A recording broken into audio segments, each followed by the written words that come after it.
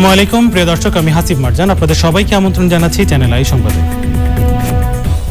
আর বিস্তারিত সংবাদের শুরুতেই জানিয়ে দিচ্ছি ফ্রেশ ড্রিঙ্কিং ওয়াটার সংবাদ শিরোনামগুলো। এনআইডির কার্যক্রম স্বরাষ্ট্র মন্ত্রণালয়ের অধীনে নেওয়ার উদ্যোগে ইসিতে কর্মকর্তাদের বিক্ষোভ, সিইসির কাছে স্মারকলিপি।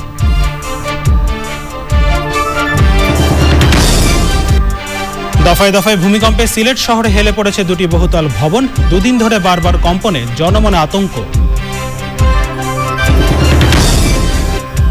রাজশাহী মেডিকেল কলেজ হাসপাতালের করোনা ওয়ার্ডে 24 ঘন্টায় 12 জনের মৃত্যু, এদের 7 জনই চাঁপাইনবাবগঞ্জে। ভিয়েতনামে বেশি শক্তিশালী ও বাতাসে দ্রুত সংক্রমণশীল করোনার হাইব্রিড ধরন শনাক্ত, দিল্লিতে 7 জুন পর্যন্ত বাড়ল লকডাউন। করোনা মহামারীতে দেশে নতুন করে দরিদ্র 2.5 কোটি মানুষ, সামাজিক নিরাপত্তা বেষ্টনীর আওতা বাড়াতে বাজেটে বাড়ছে বরাদ্দ। এবং ম্যান সিটিকে 1-0 হারিয়ে দ্বিতীয়বার ইউএফএ চ্যাম্পিয়ন্স লিগ শিরোপা চেলসির, একমাত্র গোল কাই হাভার্টসের।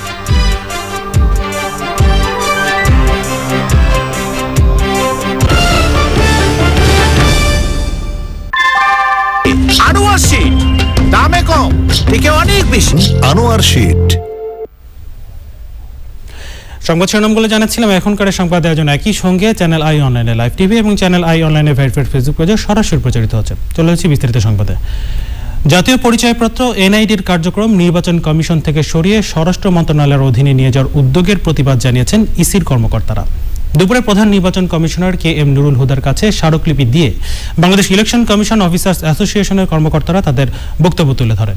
এ ব্যাপারে কমিশনের অবস্থান স্পষ্ট করার আহ্বান জানান তারা। এর আগে সকাল থেকে ইসির কর্মকর্তা কর্মচারীরা সিইসির কার্যালয়ের সামনে জড়ো হন। এনআইডির কার্যক্রম স্বরাষ্ট্র মন্ত্রণালয়ের অধীনে চলে গেলে নাগরিকের ভোটার হতে সমস্যা সৃষ্টি হবে বলেছেন অফিসার্স অ্যাসোসিয়েশনের সভাপতি নুরুজ্জামান তালুকদার।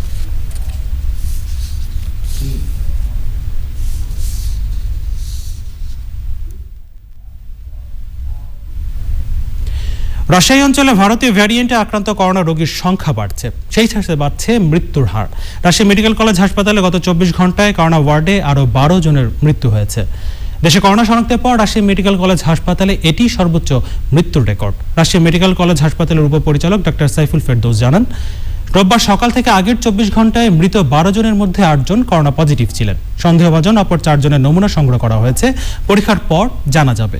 মৃত 12 জনের মধ্যে 7 জনই চাঁপাইনবাবগঞ্জের বাসিন্দা। অন্যান্য 5 জনের মধ্যে রাজশাহীর 2 জন, একজন নাটোরের এবং নওগাঁর 2 জন। হাসপাতালে বর্তমানে 209 জন করোনা রোগী চিকিৎসাধীন রয়েছেন, এর মধ্যে আইসিইউতে আছেন 12 জন।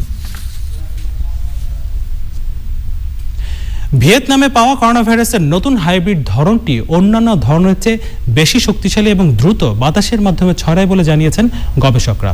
এদিকে ভারতে করোনার সংক্রমণ কমছে, একদিনে আক্রান্ত শনাক্ত ও মৃত্যু দুটোই আগের দিনের চেয়ে কম। তবে করোনাকালীন বিধিনিষেধ বাড়িয়েছে দিল্লি।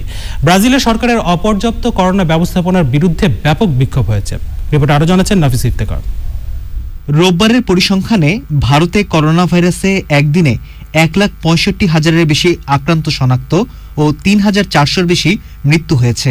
গত 7ই মে 4,14,000 করোনা ভাইরাসে আক্রান্ত শনাক্ত হন। সংখ্যাটা তারপর থেকেই কমছে, আর মৃত্যু কমছে 24শে মে থেকে। ভারতে অবশেষে করোনার দ্বিতীয় ঢেউ কমে আসছে বলে আঁচ করছেন বিশেষজ্ঞরা। 7ই জুন পর্যন্ত বিধিনিষেধ বাড়িয়েছে দিল্লি সরকার, তবে শর্ত সাপেক্ষে কারখানা ও নির্মাণ শিল্প চালুর অনুমতি দিয়েছে প্রশাসন। ভারতের কিছু হাসপাতাল বিভিন্ন অভিজাত হোটেলের মাধ্যমে প্যাকেজ অফারে করোনার টিকাদান অন্তর্ভুক্ত করেছে। এতে ক্ষুব্ধ দেশটির কেন্দ্রীয় স্বাস্থ্য মন্ত্রণালয়।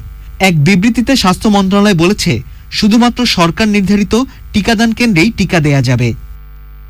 ভিয়েতনামে করোনা ভাইরাসের ভারতীয় ও ব্রিটিশ ধরনের সমন্বিত একটি ধরনের খোঁজ মিলেছে। নতুন এই ধরনটি বাতাসের মাধ্যমে ছড়াতে পারে। নতুন ধরনটির প্রভাবে করোনা পরিস্থিতি সামলাতে হিমশিম খাচ্ছে ভিয়েতনাম। এপ্রিলের পর থেকেই বাড়ছে সংক্রমণ। হটস্পটের মধ্যে আছে হো চি মিন এবং হ্যানয়ের মতো শহর। প্রেসিডেন্ট বোলসোনারোর করোনা ব্যবস্থাপনার প্রতিবাদে উত্তাল ব্রাজিল।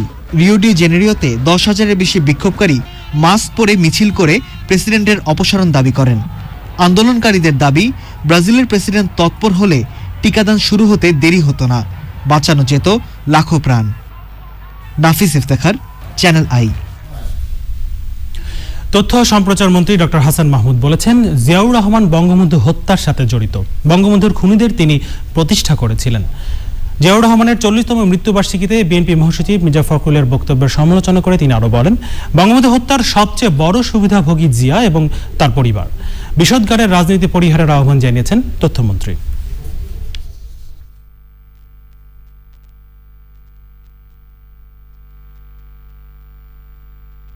অবৈধভাবে বিএনপির জন্ম এবং বিএনপির যে সমস্ত রাজনীতিবিদ আজকে উচ্চ গলায় কথা বলেন, এরা সবাই জিয়া রহমানের ভাড়া করা রাজনীতিবিদ। বিভিন্ন দল থেকে লোক ভাঙিয়ে জিয়া রহমান দল গঠন করেছিলেন। তাদেরই একজন হচ্ছেন মির্জা ফখরুল ইসলাম আলমগীর সাহেব।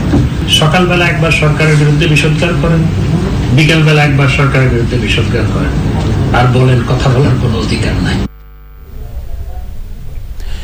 দুদিন ধরে দফায় দফায় মৃদু ভূকম্পনে সিলেট শহরের পনিটুলায় দুটি বহুতল ভবন হেলে পড়েছে।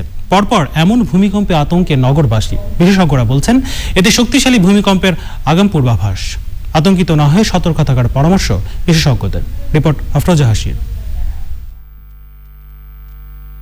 শনিবার পরপর 3বার ভূমিকম্প হওয়ার পর রোববার ভোরে সিলেটে আবারও ভূমিকম্প অনুভূত হয়। রিক্টার স্কেলে এর মাত্রা ছিল 2.8।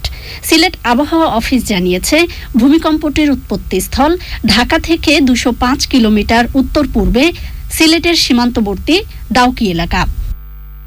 বারবার ভূমিকম্প হওয়ার পর থেকে সিলেটের জনমনে আতঙ্ক বিরাজ করছে।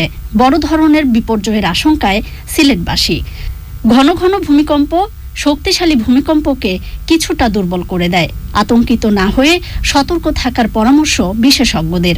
বাংলাদেশের উত্তর পূর্বাঞ্চল ভূতাত্ত্বিকভাবে সক্রিয়। অতীতে বড় বড় ভূমিকম্প হয়েছে। ছোট ছোট ভূমিকম্পগুলো প্রমাণ করে যে ভূতাত্ত্বিক ফাটল রেখা এবং ফ্লেট বাউন্ডারি সক্রিয় হয়ে উঠেছে এবং সেখানে যে কোনো সময়ে বড় ভূমিকম্প এই অঞ্চলে সংঘটিত হতে পারে। Risk inform land use plan যেটিকে বলা হয়, সেটি প্রস্তুত করে নগরবাসীকে সতর্ক করা যে নগরের কোন মাটিতে কততলা বিল্ডিং এবং কি ধরনের বিল্ডিং করা যাবে সেগুলিতে নগরবাসীকে সতর্ক করা।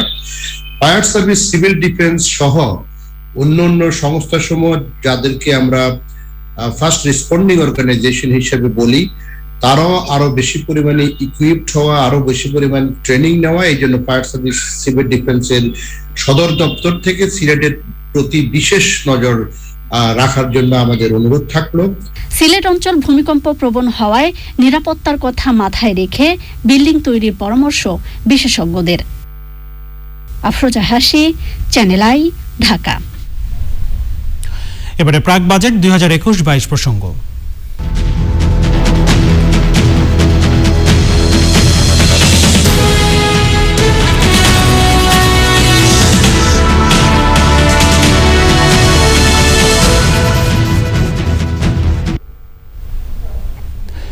করোনা মহামারীতে হুমকির মুখে পড়তে যাচ্ছে দরিদ্র মানুষের সংখ্যা কমিয়ে আনার ম্যাজিক। লকডাউনে অনানুষ্ঠানিক খাত বটেই, আনুষ্ঠানিক অনেক খাতেও কর্মী ছাঁটাই, পরিবহন, হোটেল, রেস্তোরাঁ এবং পর্যটন খাত বন্ধ থাকায় দরিদ্র মানুষ বেড়েছে। দেশের শীর্ষ দুটি গবেষণা সংস্থার দাবি, এ সময়ে 1.5 থেকে 2.5 কোটি মানুষ নতুন করে দরিদ্র হয়ে গেছে। তাই নিরাপত্তা বেষ্টনীতে উপকারভোগীর সংখ্যা বাড়াতে আগামী বাজেটে বরাদ্দ বাড়ানো হচ্ছে। রিপোর্টে আরও জানাচ্ছেন রিজভি নওয়াজ। স্বাধীনতার পর গত 5 দশকে বাংলাদেশের সবচেয়ে বড় সাফল্য গরিব মানুষের সংখ্যা তরতর করে কমিয়ে আনা। 1991-92 সালে 57%, 96 সালে 50%, 2000 সালে 49%, 2005-এ এসে এই হার দাঁড়ায় 40%। 2010 সালে দরিদ্র মানুষের সংখ্যা 1 লাফে নেমে আসে 31.5%। 2016-তে 24.3 আর সর্বশেষ খানা আয় ব্যয় জরিপ বলছে মোট জনগোষ্ঠীর মাত্র 20.5% মানুষ গরিব। অবশ্য চরম দারিদ্র্যের হার আরও কম, 10.5%। তবে এসবই করোনা মহামারীর আগের পরিসংখ্যান। ভোট চলে, আমার ভোট বন্ধ ছিল একটানা 4 মাস, একটা টাকা কাজ করতে পারিনি। একজন মানুষের 5 জন করে খাদ্য দিতে হয়। করোনা যদি মরে 5 জনে না খায় মরবে দরকার। সরকার আমাদের কি দিছে, কিছুই তো দেয়নি। এই শোনা যায় কত ইলিপ সাহায্য, টাকা পয়সা, বাড়ি ঘর এসে দেয়, কই আমরা তো কিছুই পাই না। আমরা তো কিছু বলে যাই না। মেম্বার চেয়ারম্যানের কাছে কয় কি, তোরা হলো বিদেশে, তোমাদের কি দেবো? সরকার বলছে কি আমার অনুদান দিছি, গরিব না পেয়ে পাশে এমপি মন্ত্রী নেতা ফেতা। সরকার ঠিকই বলছে কি আমি দিছি 2,500 টাকা দিছি বিকাশে ফ্লেক্সিতে, কোনো আমাদের টাকা আছে না। গবেষকরা বলছেন 2020 সালের মার্চের পর টানা 66 দিন লকডাউন, এবছর আবারও দফায় দফায় লকডাউনে বিপর্যস্ত মধ্যবিত্ত, নিম্ন মধ্যবিত্ত ও প্রান্তিক মানুষ। একজন শিক্ষক সে রেজিলিয়েন্ট হয়ে কামলাগিরি করে, সেটাকে কি আমরা রেজিলিয়েন্ট বলবো? মানুষ তো তৈরি হয়ে আছে, ও কিন্তু সুযোগটা দিলেই ঝাঁপায় পড়বে। কিন্তু সুযোগ তৈরির দায়িত্ব কিন্তু হচ্ছে ম্যাক্রো অ্যাক্টরসদের, পার্টিকুলারলি হচ্ছে রাষ্ট্রের, সরকারের, নীতি নির্ধারকদের, এই বাজেট যারা তো করছেন তাদের। সরকার গত বছর থেকে করোনাকে মোটামুটি একটা স্বল্পকালীন সমস্যা হিসেবেই চিহ্নিত করেছিলেন। সে হচ্ছে এটা কয়েক মাস কেটে যাবে, তারপরে আবার ব্যাক টু নর্মাল। 1 বছর হয়ে গেছে, দ্বিতীয় ওয়েভ, তৃতীয় ওয়েভের আশঙ্কায় আমরা কাঁপছি। এই কনটেক্সটে অ্যাকচুয়ালি হয়ে যাবে স্বল্পকালীন সমস্যা, এইটা কিন্তু এক ধরনের নীতি অপরাধ হয়ে যাবে। মন্ত্রীদের অনেকেই অবশ্য 2.5 কোটি গরিব মানুষের পরিসংখ্যান স্বীকার করতে চান না।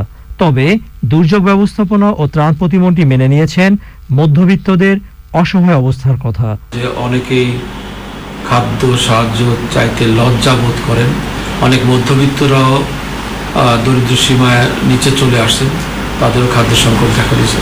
তখন মাননীয় প্রধানমন্ত্রী নির্দেশ দিলেন তাদের জন্য একটা ব্যবস্থা করতে। শুরু করার পরে আমাদের খুব ভালো রেসপন্স পেয়েছি। প্রথম দিনে 1 লক্ষ এবং আজকে পর্যন্ত প্রায় 14 লক্ষ মানুষ ট্রিপল থ্রির মাধ্যমে সহায়তা পেয়েছে। অন্যান্য বারের মতো এবারও বাজেট হবে, অন্যান্য বারের মতো বরাদ্দ এবারও একই থাকবে, 1 পয়সাও বরাদ্দ বাড়ানোর কোনো প্রয়োজন নেই। এই বরাদ্দ দিয়ে আমরা যে সংকটে আসুক মোকাবিলা করতে পারব। প্রতিমন্ত্রী যদিও বলছেন বাড়তি বরাদ্দের দরকার নেই, তবে সম্প্রতি নারায়ণগঞ্জে 333-এ ফোন দিয়ে এক ব্যক্তির হয়রানির ঘটনা তার ওই দাবিকে ম্লান করেছে নিশ্চিতভাবে। ম্যাজিস্ট্রেটে বললো কে যে বাড়িওয়ালা আমি তো এটা কর্যমর্য করে আইন না, আমি এটা বহন করছি, কেন না হইলে আমার জেল হইব। হ্যাঁ আমি এমন মানুষের তো 100 টাকা লাভে টাকা হানো হয়েছে, 1000 টাকা 100 টাকা হারে আমরা টাকা হানো হয়েছে 7 দিনের জন্য। ওনার মতো যে মানুষ দেওয়ার মতো কিছু নেই। কালকে আমার বাসের ফাঁসি দিতে চাইছে। দুর্যোগ ব্যবস্থাপনা ও ত্রাণ মন্ত্রণালয় ছাড়াও বিভিন্ন মন্ত্রণালয়ের 123টি কর্মসূচির মাধ্যমে প্রান্তিক জনগোষ্ঠীকে সহযোগিতা দিচ্ছে সরকার। নিরাপত্তা বেষ্টনীতে উপকারভোগীর সংখ্যা বাড়াতে আগামী বাজেটে চলতি অর্থবছরের চেয়ে 7,000 কোটি টাকা বাড়িয়ে 1,02,000 কোটি টাকা বরাদ্দ রাখা হচ্ছে। রিজভিনা ওয়াজ, চ্যানেল আই, ঢাকা। 9 বছর পর আবারও ইউএফএ চ্যাম্পিয়ন্স লিগের শিরোপা জিতল চেলসি। অল ইংলিশ ফাইনালে কোচ পেপ গার্দিওলার ম্যান সিটিকে 1-0 গোলে হারিয়েছে কোচ টমাস টুখেল। নিচ্ছে অশোক লিল্যান্ড ইফাতটস বিরতি, আর বিরতির পর জানিয়ে ফিরব। কাতারের প্রথম করোনা পরীক্ষায় নেগেটিভ বাংলাদেশ ফুটবল দলের সবাই, প্রথম দিনেই অনুশীলনে ব্যস্ত সময় পার। 365 দিন রাজনীতি হয়। এরপর আবার আমন্ত্রণ চ্যানেল আই সংবাদে। বিশ্বের বৃহত্তম ম্যানগ্রোভ অরণ্য সুন্দরবনে প্রথমবারের মতো বন বিভাগের উদ্যোগে চালু হলো ডিঙি নৌকা সকাল সন্ধ্যা। পরিবেশ বান্ধব ইকো ট্যুরিজমের অংশ হিসেবে এই উদ্যোগ নিয়েছে সুন্দরবনের খুলনা রেঞ্জ। সুন্দরবন ঘুরে খায়রুল ইসলাম তুফানের তথ্য ভিডিওচিত্রে ডেস্ক রিপোর্ট। করোনাকালে কাজ হারিয়েছে মাঝি সহ সুন্দরবন নির্ভর অনেক শ্রেণী পেশার মানুষ। অসহায় এসব মানুষের কর্মসংস্থানে সুন্দরবন খুলনা রেঞ্জের পরিবেশ বান্ধব বিশেষ উদ্যোগ ডিঙ্গি নৌকা সকাল সন্ধ্যা। একজন ট্যুরিস্ট যখন আসবেন তার ব্যবস্থাপনাটা কি হতে পারে, সে ট্যুরিস্টের কি করণীয় আর কি বর্জনীয়, এই বিষয়গুলো আমাদের জানা দরকার। এখানে নন মেকানাইজ অর্থাৎ ডিঙ্গি নৌকায় করে তারা নৌ ভ্রমণ করবে। এটা পরিবেশ বান্ধব নৌ ভ্রমণ করার মাধ্যমে তারা সুন্দরবনকে জানবে। ইকো ট্যুরিজমের সম্প্রসারণে চালু হওয়া এসব ডিঙ্গি নৌকা চালনায় 3 দিনের এক প্রশিক্ষণ কর্মশালার আয়োজন করে সুন্দরবন খুলনা রেঞ্জ। প্রধান অতিথি ছিলেন পরিবেশ ও বন উপমন্ত্রী বেগম হাবিবুন নাহার। সভাপতিত্ব করেন খুলনা অঞ্চলের বন সংরক্ষক মোহাম্মদ মঈনুদ্দিন খান। কর্মশালায় উপস্থিত ছিলেন সুন্দরবন পশ্চিমের বিভাগীয় বন কর্মকর্তা ডক্টর আবু নাসের মহসিন হোসেন সহ অন্যরা। আমাদের দেখতে হবে সুন্দরবন কিভাবে বেঁচে থাকে, সুন্দরবনের প্রতিটি প্রাণী প্রতিটি উদ্ভিদ কিভাবে বেঁচে থাকতে পারে। ছোট ছোট এসব ডিঙ্গি নৌকা সুন্দরবনের দর্শনীয় স্থানগুলো পর্যটকদের কাছ থেকে দেখার সুযোগ করে দেবে আশা বন কর্মকর্তাদের। Desk report, channel I. সুনামগঞ্জের সীমান্ত উপজেলা তাহিরপুরের জাদুকাটা নদীর উপর নির্মাণাধীন সেতু অপার সম্ভাবনা নিয়ে এসেছে। সেতু নির্মাণ কাজ শেষ হলে টাঙ্গুয়ার হাওর, দেশের সবচেয়ে বড় শিমুল বাগান ও বড় গোপ টিলায় সরাসরি যেতে পারবেন পর্যটকরা। নেত্রকোনা জেলার সাথেও সড়ক যোগাযোগ স্থাপন হবে। একে মহিমের পাঠানো তথ্য ভিডিওচিত্রে রিপোর্ট করছেন রাজীব আহমেদ। তাহিরপুরবাসীর দীর্ঘদিনের দাবির পরিপ্রেক্ষিতে 2019-এর 8 এপ্রিল 86 কোটি টাকা ব্যয়ে 750 মিটার সেতুর নির্মাণ কাজ শুরু হয়। ইতোমধ্যে সেতু নির্মাণের কাজ 65% শেষ হয়েছে। এলজিডি জানায় 2022-এর ডিসেম্বরের মধ্যে কাজ পুরোপুরি শেষ হবে। বর্তমানে ব্রিজের অগ্রগতি প্রায় 65%-এর মতো। এবছর আমরা অগ্রগতি যথেষ্ট অর্জিত হয়েছে, তবে করোনার কারণে কিছুটা ব্যাহত হয়েছে, নয়তো হয়তো আমাদের এই বছরের মধ্যে আমরা একটা প্রায় ব্রিজের শেষের দিকে আমরা চলে যেতে পারতাম। দুইবার করোনার হারার কারণে এটার অগ্রগতি যথেষ্ট ব্যাহত হয়েছে। রামসার সাইট, টাঙ্গুয়ার হাওর, নীল জলরাশির শহীদ সিরাজ লেক, বড়গোপ টিলা ও দেশের সবচেয়ে বড় শিমুল বাগানে প্রতি বছরই লাখ লাখ পর্যটক যান। সেতুটি চালু হলে বিভিন্ন স্থান থেকে ছুটে যাওয়া পর্যটকরা সহজেই স্পটগুলো দেখতে পারবেন। যে ব্রিজটা যদি আমাদের হয় তে এক মুহূর্তে আমাদের সব দিকেই ভালো হয়। পাথর, কয়লা, সোনা পাথর, এই যে টমেটো, তরমুজ, আমরা এই যে সব আরো অনেক কিছু আছে, কৃষকরা আমরা খুবই উপকারী। কৃষি নির্ভর এই অঞ্চলের মানুষের, গরিব দুঃখী মানুষের ফসলি জমিনের যে ফসলগুলি আছে আমরা বাংলাদেশের দূর দূরান্তে পৌঁছে দিতে পারবো। আমরা যে শিক্ষার্থীরা আছি যারা সুনামগঞ্জ থেকে পড়াশোনা করি, তারা সরাসরি আমরা বাড়ি থেকেই এখানে আসতে পারবো, আমাদের কোনো এখানে টাকা লাগবে না। উপজেলাবাসী মনে করছেন ব্যবসা, শিক্ষা ও চিকিৎসা ক্ষেত্রে উন্নয়নেও বড় ভূমিকা রাখবে এই সেতু। Rajib Ahmed, channel I. বাংলাদেশে ব্যবসার জন্য নিবন্ধন করেছে গুগল, অ্যামাজন। জাতীয় রাজস্ব বোর্ড এনবিআর থেকে প্রযুক্তি সংস্থা গুগল ও ই কমার্স সংস্থা অ্যামাজনকে ব্যবসায়িক পরিচয় নম্বর BIN দেওয়া হয়েছে। এখন থেকে গুগল, অ্যামাজনের প্রাপ্ত আয়ের 15% ভ্যাট পাবে বাংলাদেশ। শুধু এই দুটি সংস্থাই নয়, শিগগিরই ফেসবুক ও নেটফ্লিক্সকেও এর আওতায় আনার উদ্যোগ নিয়েছে এনবিআর। সরকারের সিদ্ধান্ত অনুযায়ী বাংলাদেশে আন্তর্জাতিক প্রতিষ্ঠান যারাই ব্যবসা পরিচালনা করবেন তাদের সবাইকেই নিবন্ধন নিতে হবে। ভারতে করোনায় একমাত্র উপার্জনক্ষম ব্যক্তিকে হারানো পরিবারগুলোকে সহায়তার ঘোষণা দিয়েছেন প্রধানমন্ত্রী নরেন্দ্র মোদী। করোনায় অনাথ শিশুদের শিক্ষা ও স্বাস্থ্যসেবার দায়িত্ব নেওয়ার কথা ঘোষণা করেছে কেন্দ্রীয় সরকার। 18 বছর বয়স পর্যন্ত মাসিক সাহায্যের পাশাপাশি 23 বছর বয়সে তাদের 10 লাখ টাকা দেওয়ার কথা ঘোষণা করা হয়েছে। সরকারি সিদ্ধান্ত অনুযায়ী যেসব পরিবারের উপার্জনক্ষম ব্যক্তির মৃত্যু হয়েছে তাদের পরিবারকে পেনশন দেবে কেন্দ্র। পাশাপাশি তাদের জন্য বীমারও ব্যবস্থা করা হবে। প্রধানমন্ত্রী নরেন্দ্র মোদীর দপ্তর থেকে এক বিবৃতিতে জানানো হয়েছে 2020 সালের 3 মার্চের পর থেকে যারা মারা গেছেন তারা পেনশনের সুবিধা পাবেন। 2022 সালের 24শে মার্চ ওই সুবিধা দেওয়া হবে। বীমার মূল্য 6 লাখ টাকা থেকে বাড়িয়ে 7 লাখ টাকা করা হয়েছে বলে জানানো হয়েছে। আফগানিস্তানের রাস্তার পাশে পুঁতে রাখা বোমা বিস্ফোরণে বিশ্ববিদ্যালয়ের 3 শিক্ষক নিহত হয়েছেন। আহত হয়েছেন আরও 15 জন। হতাহতদের সবাই বাস যাত্রী ছিলেন। দেশটির উত্তরাঞ্চলের প্রদেশ পারওয়ানের রাজধানী চারিকরে এ হামলা চালানো হয়েছে বলে জানিয়েছে পুলিশ। প্রাদেশিক পুলিশের মুখপাত্র সালিম নুরি জানিয়েছেন, বাসটিতে আল বিরুনি বিশ্ববিদ্যালয়ের শিক্ষকরা ছিলেন। দেশটির উচ্চশিক্ষা বিষয়ক মন্ত্রণালয়ের মুখপাত্র হামেদ ওবাইদি জানিয়েছেন, আহত শিক্ষকদের মধ্যে কয়েকজনের অবস্থা সংকটাপন্ন। এখন পর্যন্ত কোনো গোষ্ঠী হামলার দায় স্বীকার করেনি।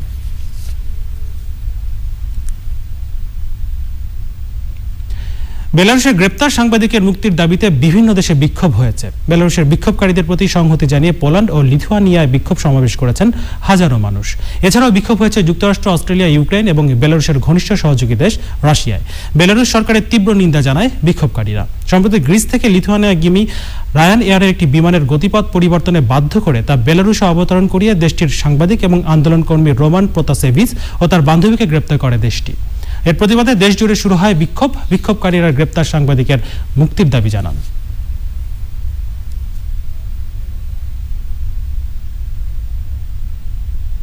এবারে জানাবো নিটল টাটা কৃষি সংবাদ।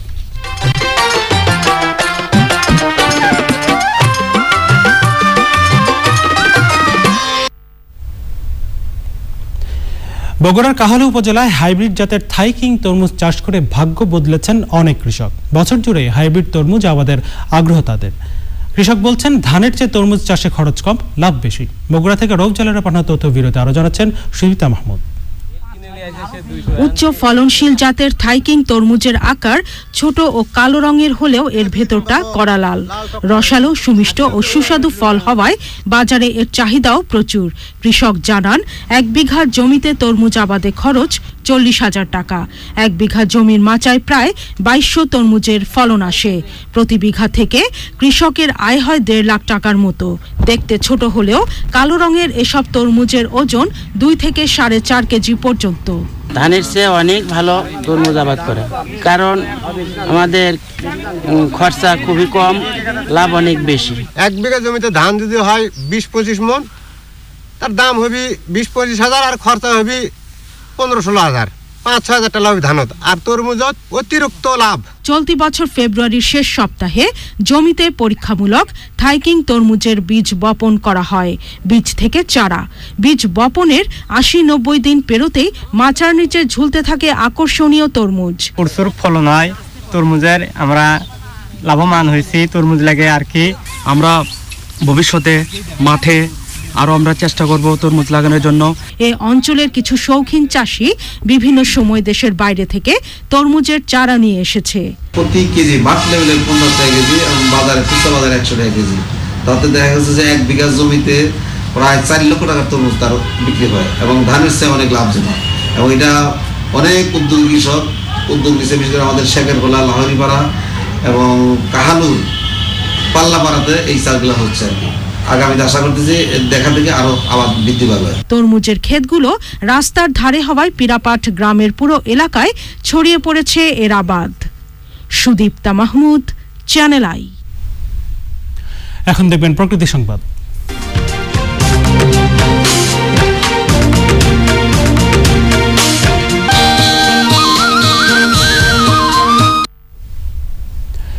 ঘূর্ণিঝড় ইয়াসে খুলনা উপকূলে প্রায় 300টি পয়েন্টে বাঁধ ভেঙে লবণ পানিতে বিস্তীর্ণ এলাকা প্লাবিত হয়েছে। বেড়িবাঁধ সংস্কার ও মেরামতে দফায় দফায় কোটি কোটি টাকা ব্যয় হলেও উপকূলবাসীর দুর্ভোগ কমেনি।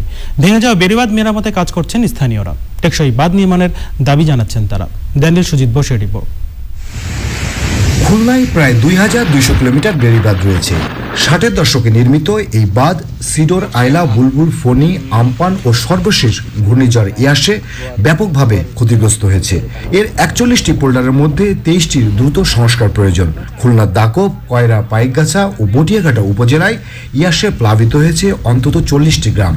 লবণ পানিতে ভরে গেছে মিঠা পানির উৎস, ঘরবাড়ি, মাছের ঘের ও ফসলি জমি।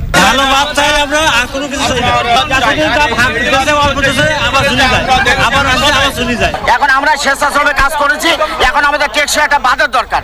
বাঁধ হলে আজকে আমরা লবণ পানি থেকে আমরা মুক্ত হব ইনশাআল্লাহ। বালির বস্তা ও জিও ব্যাগ দিয়ে বাঁধের ক্ষণস্থায়ী মেরামতে সহায়তা করছে পানি উন্নয়ন বোর্ড ও স্থানীয় প্রশাসন।